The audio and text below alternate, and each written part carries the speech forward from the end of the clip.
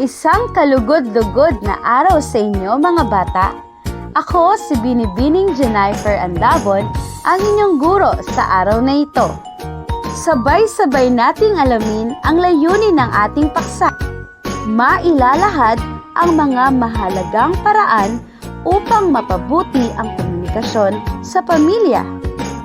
Ang paksang ating pag-aaralan ay pinamagatang ang kahalagahan ng komunikasyon. Ano nga ba ang komunikasyon? Ang komunikasyon ay isang proseso ng pagpapalitan ng impormasyon na kadalasan na ginagawa sa pamamagitan ng karaniwang sistema ng mga simbolo.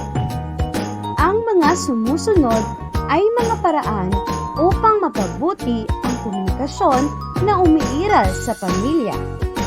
Una, pagiging mapanlikha o malikhain, creativity.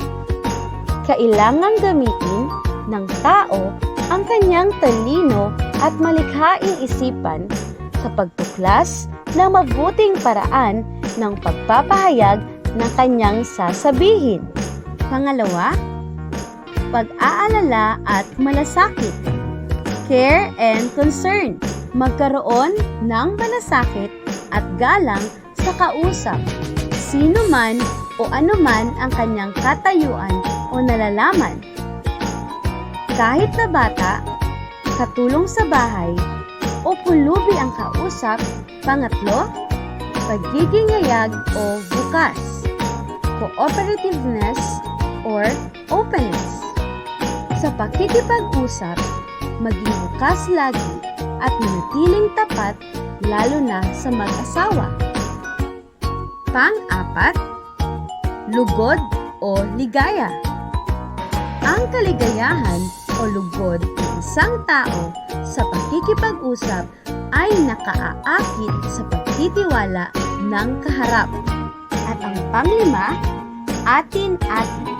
Mabuti sa magkakasambahay ang pagkakaroon ng sama-samang usapan at pagpapalitan ng puro o magkaroon ng masayang at pagbabahagian ng karanasan na maaaring pag-usapan ng pamilya at kaibigan.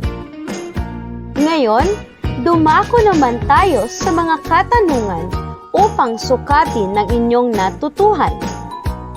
Pagtatasa ng pagkatuto. Una, ano-ano ang mga kaalamang natutunan hango sa mga larawan o aralin?